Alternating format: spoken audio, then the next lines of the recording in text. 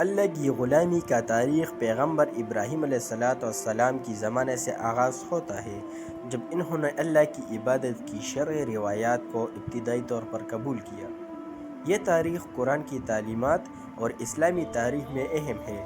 اللہ کی غلامی کی تاریخ میں مختلف مواقع پر مختلف لوگوں کی طرف سے اس کی تشہیر کی گئی ہے، جیسے انبیاء، مومنوں اور متقی افراد نے اللہ کی غلامی کو اپنا عظیم عقیدہ بنایا اور اس پر عمل کیا۔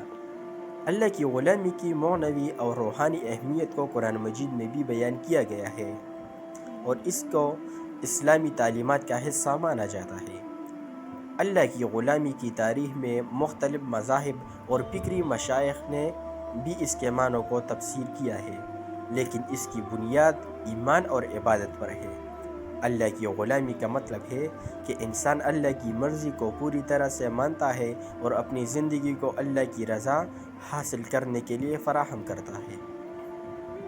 اللہ کی غلامی کا تاریخ اسلامی تعلیمات کی روشنی میں بہت اہم ہے اور اس کی تعلیمات اور مفہومیت کو بہتر سمجھنے کے لیے قرآن مجید اور اہل اسلام کے تفسیرات کی مدد لی جاتی ہے۔